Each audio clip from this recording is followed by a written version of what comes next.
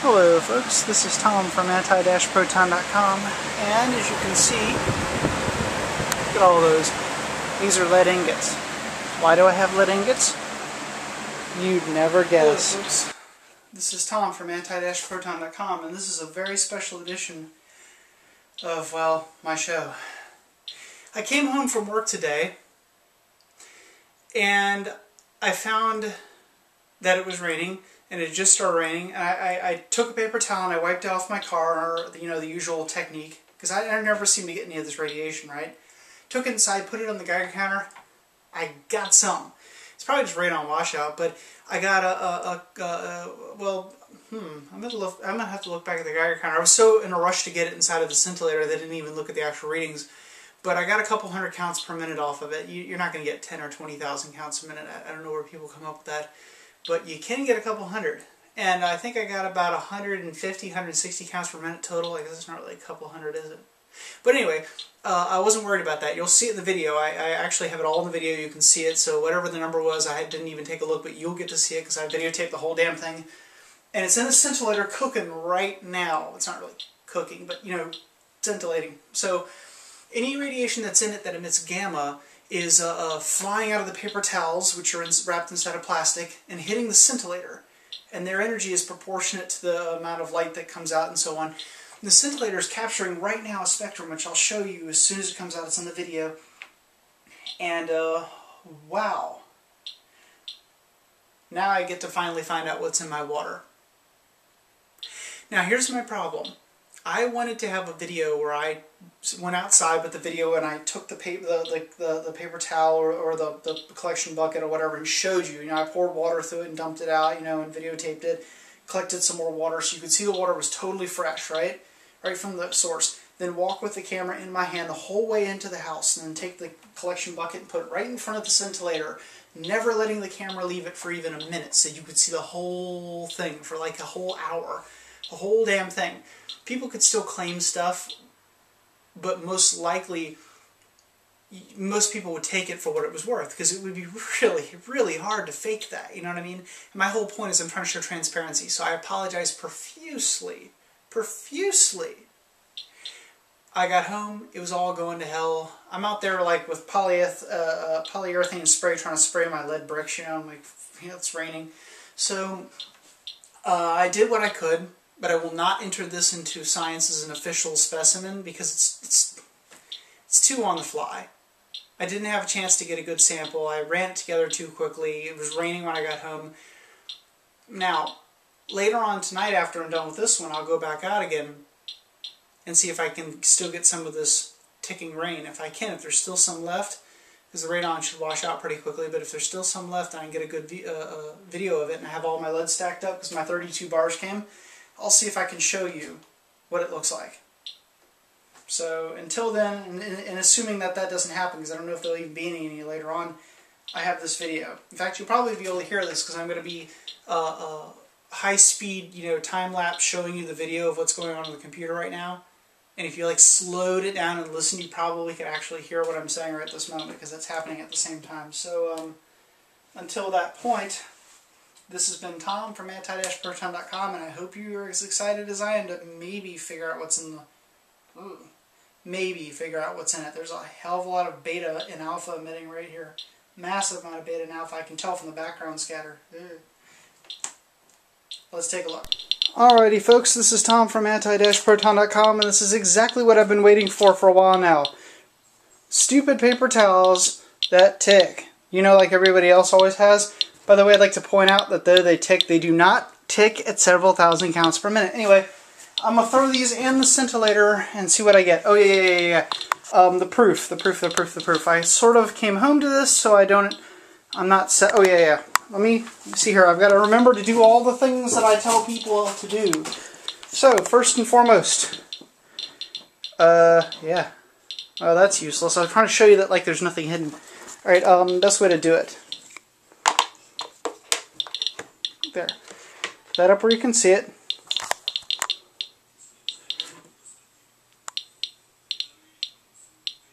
Okay, I guess that continues to tick. Far enough back. Alrighty.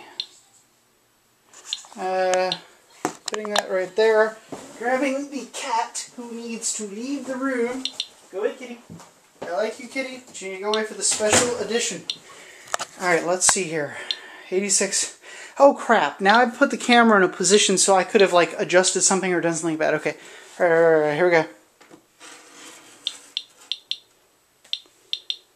It's not touching, is it? Okay, good. I don't want to contaminate my probe. Alright, reading's going back up. Now, I guess we could also try to claim that there could be something like underneath it. So let me, it's all wet. Alright, oh yes. Doodly-doodly-doo. Nothing underneath there but table. Alrighty, can I like set this up? God, don't fall over. Pull back enough. I want you to see. The readings are falling. Oops.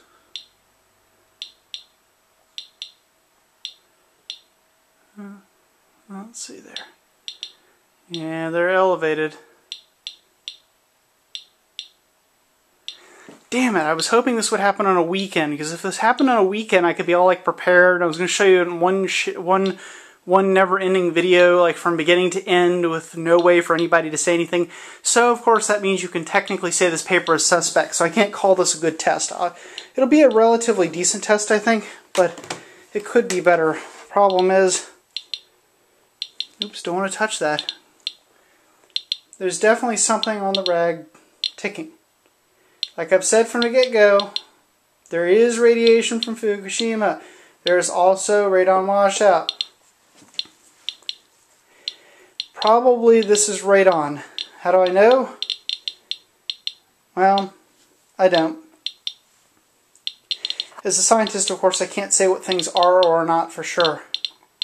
But I know what I can do. I can test it. Here's the rag. Oh, yeah. Better put the Geiger counter over here. Let me open the rag up. Darn it. Yes. Pieces of rag. Oh, why couldn't this have been done more scientific? I hereby apologize for this not being scientific enough, and I hereby state that this is not necessarily admissible as proper scientific evidence because I didn't have time to get ready. As you see, there's nothing in this. Let's get over here to the scintillator, and let me prepare the scintillator. Let me, here, I'll put a wooden block up. Here's 2 wooden blocks. What can I put this on? What can I put this on? And I'll just have to put it there. See, I'm trying to get this together like so you can see this on the fly, like I just bumped into all of this. Ooh, goody. We're going to throw this in and see exactly what isotopes are in it. Alright, there we go. Alright, can you see it from up here? Let me go around there and see if you can see. I want you to be able to see like what I'm doing, sort of. Okay. Alright, so here I am. You can see, I guess. I want you to be able to see the whole thing. Alright, so here are the rags. I need something to put it in quickly. Alright, hold right there. I'll be right back.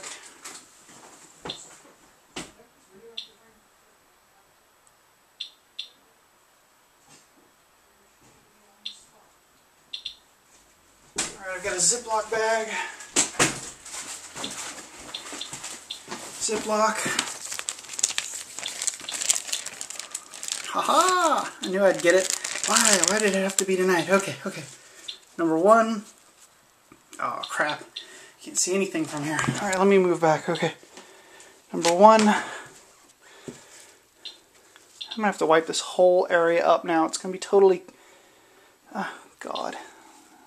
Everything's contaminated. Obviously, there's nothing hidden in it. I mean, I guess you could be like, oh, there's powder. No, there's none. But like I said, this is not correctly done. Geiger counter is down to normal. Put Geiger counter over here. Move Geiger counter over.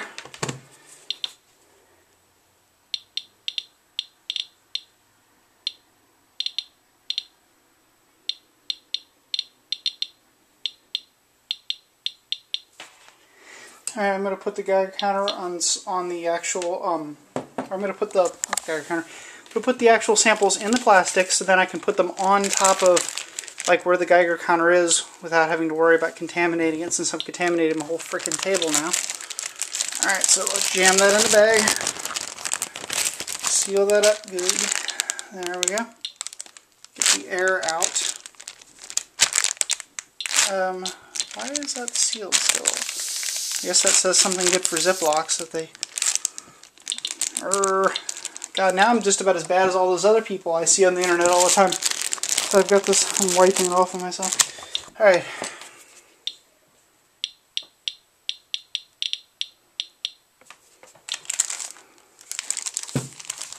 Oh, ooh, here's a good test. Here's a good test. Alright, so here it is. I'm holding it in my hand. That way you know there's not something under the table. Alright, oh, I should hold it in plain sight so you can see it. Plain sight.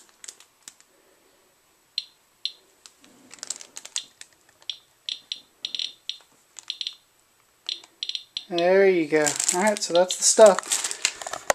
Alright, here's the scintillator. I just got my order of lead and it's sitting there. It's not ready, so God help me. I want this to work. Lead bar. Took one with me to work to show everybody. Oops, there's the sample. Let's put the sample where it can be seen. Over here.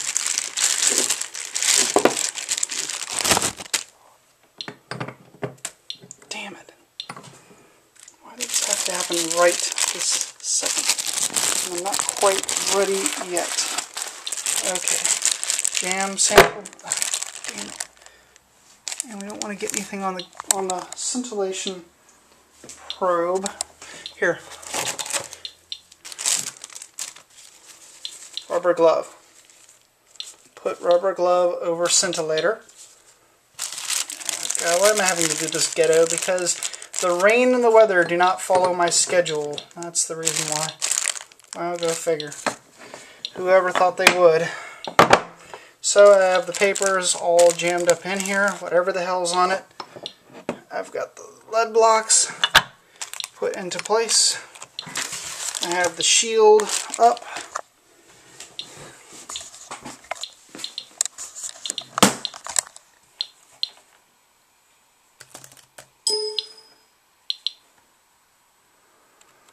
Alright, so have my desktop up there for a second. Alright, now power on.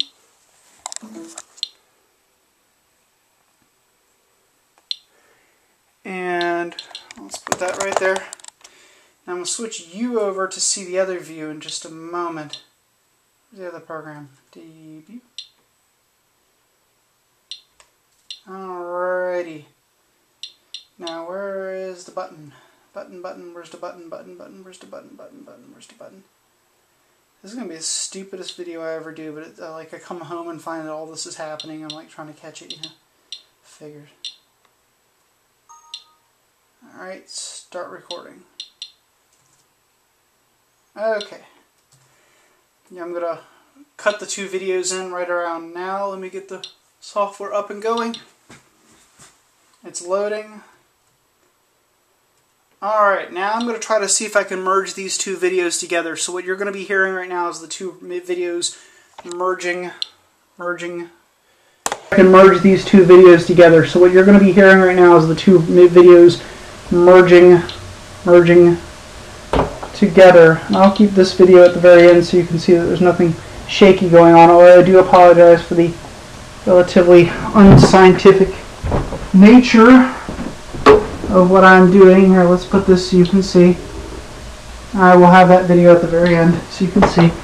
Alright, so now you'll be looking at me on my computer most likely. Cut the voltage on.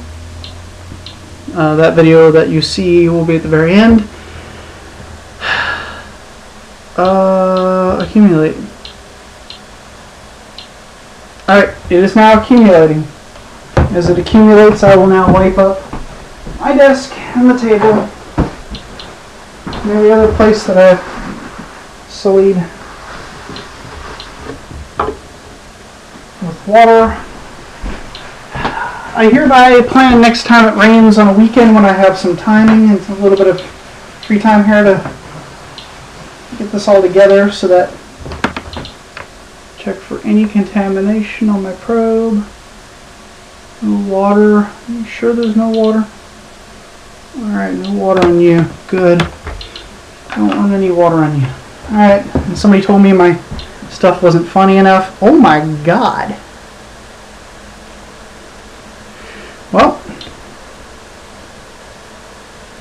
that's a background sample right there. Alright, I'm going to leave this on and I'm going to decrease the light, put it onto time lapse.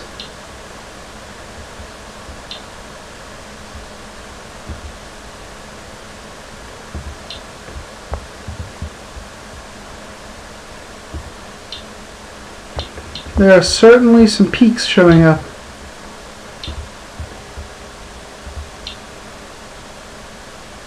Look at that.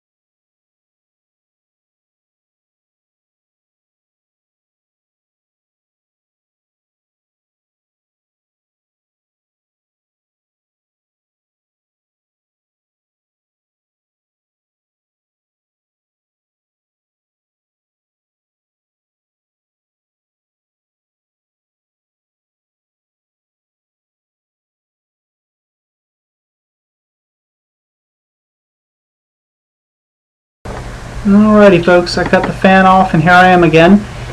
We are down to 3, 2, 1, 3600 seconds. Let us save this now before we do anything on Earth. Anything. Save, save, save, and then we will discuss what we have found. And today is the 21st. So, November 21, 11, paper, towel, water, test, possible radiation. Alrighty, and the time is 9:33 p.m. Alright. I don't know why that. Let's get rid of background test, and then I will explain what I have here. I have my window open also too because my laptop's kind of like overheating here. Alright, let us discuss what we have here. As you see, the spectrum here is a little different from yesterday. Let me load up yesterday's spectrum. This is 3600 seconds of background with no radiation involved at all. This was no paper towel. This is paper towel. Yeah.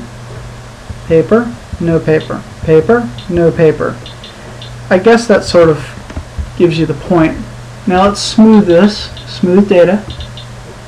Let's get a better look at it. Now, right off the bat, I would like to point out that you do not see any of the classic Neptunium-239. So I'm pretty sure we can all agree that that's not there, even though some people have suggested it might be 14.3. It's about right there. Not really. And then 106. Nah, there's actually a dip right there. Anyway, so I didn't really think that I was going to find any of that, but I was going to check anyway. This guy right here shows up almost all the time. This is probably a backscatter peak. If you've looked at any of my other videos, you'll notice this 81, 79, somewhere right around there, kiloelectron volts. This shows up every single time. This is the result of gamma rays and X-rays being emitted by bromstrahlung from the lead around my unit. That guy right there may or may not be a peak. that may or may not be a peak. I think that's actually connected to this peak. But this guy right here is the one that really interests me. I was expecting radon washout, but as you all know, you do not change the results to match what you expect. You examine the results. Now let me tell you, because of my calibration could be off by as much as plus or minus. My guess is about 5 kilo-electron volts based on the 4 or 5 different times that I've calibrated this unit with a cesium-137 check source. My variance is usually a total of 10 kiloelectron volts, 5 either way. So this could be off a little bit. Interestingly enough, and here's the one that really creeps me out, iodine 131, let me zoom in on this. Iodine 131 has a peak of 364.89 kiloelectron volts, which is dead on for this one. 363, that's pretty close. Am I saying it's iodine 131? Of course not. I don't know what it is. But that is really close to the energy for that particular isotope. Even though the probability, the math, the timing, the half-life, it's just not long enough. I don't understand how that could possibly be like that, but there it is, whatever it is. Now if anybody else recognizes this as a different isotope, please let me know. But the results are the results. Let's see here. Iodine 131 has a 634.49. It also has a 636.99. So let's see if we can find anything at 636. What's the intensity on it? Oh, way less. 636, somewhere right around here. There's 634, there's a peak. A couple little peaks. Nothing conclusive though. Right around here somewhere should be, and there's a peak right there. But this is inconclusive. Well, I'm going to publish all the facts out here for everybody to take a peek at, and they can look them over and figure out what they want to figure out from them. Looking at my standard decay products, let's see where radon would be. If it were radon, there would be a peak at 351.92. Let's see where that is. 351.92, right around here. It's close, but it's not within 5. It's at least 10 kiloelectron volts lower than this peak right here. I don't know. That's you right there. Next one with an OK intensity is 295. And there's a little bit going on right there, but not a lot. It's hard to say. Those don't really match up. Bismuth 214 is 609. 609. Now that one could be. See, this whole thing is raised. The central rate is 613, and 609 is bismuth. So 609, 10, 11, 12, 13. That's 4 off of my level. So this could be bismuth 214. That would be a standard isotope from radon washout. Now, I haven't tackled this possibility, but what if I'm picking up both radon washout and trace amounts from fallout? They would mix together. I mean, that's quite possible, and that could be why I'm saying what I'm saying here. Well, I'll let you guys figure that one out. I'm not going to tell you what this is. I'm going to tell you this is what I found. Let me kill the ROIs here. Clear all ROIs. And let's adjust this.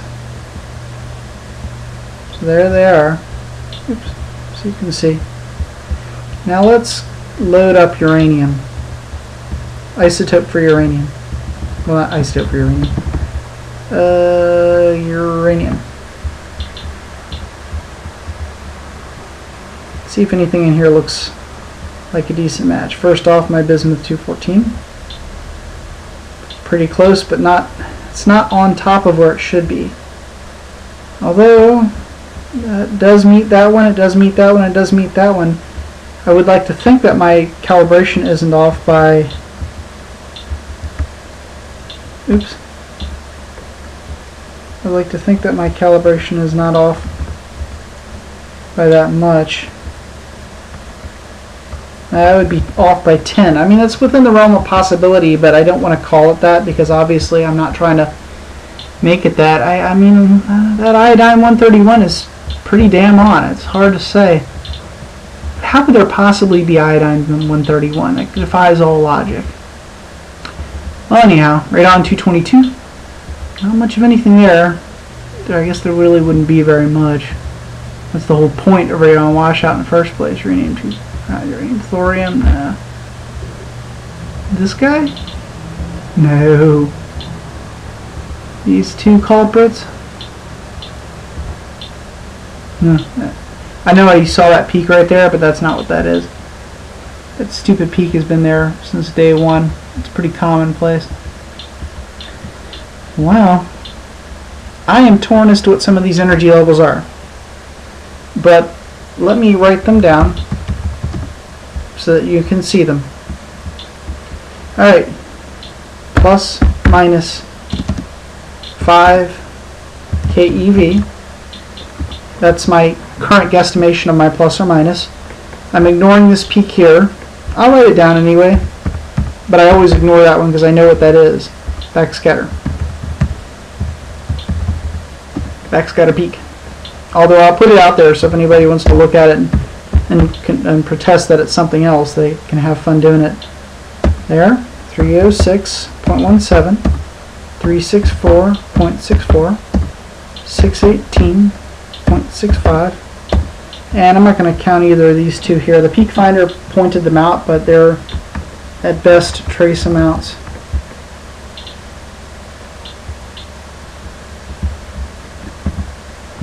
So let's do ROI one more time. These are regions of interest.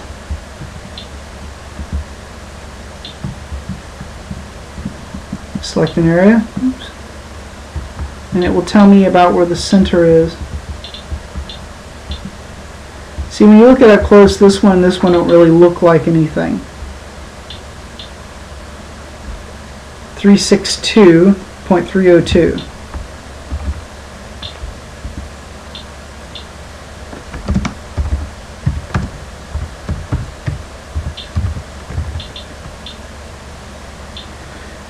.304, 380.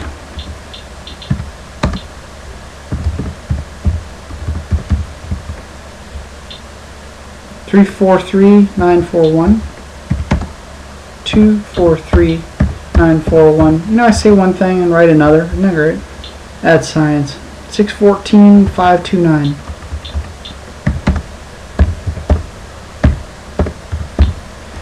Alright. Well, now that's interesting. When you look at the centroid right here, for example, it shows 614 is the actual real center. Let's see if that's true. 614.59. Let's expand it to a larger area and see if I'm like misleading myself. 607. So I see how the math is working. But if I take right here and I go to right there, which is about the peak, I still get 613. It's not infinitely far off of bismuth 214. I don't know if I can tell that one yet. Like I said, I don't want to just call something without knowing for sure. It wouldn't be right. Okay, right about here is the junction, right? And we go to about the same point right there. Then we get 361. 351 is PB214. So, alright folks, well, you've seen it right here.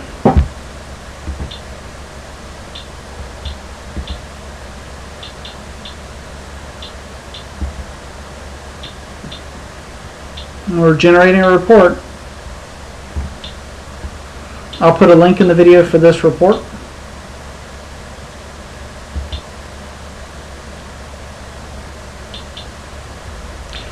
Alright folks, there goes a car horn at the same time. This has been Tom from anti-proton.com. I'll put all the numbers up. You tell me what you think it is. All the data's out there. I'm not telling you what it is because I don't know what it is. I want you to take a peek at it and see what you see out of it. These are still very, very low levels, but powerful enough for me to actually detect now with professional equipment. This has been Tom from anti-proton.com, and bye-bye.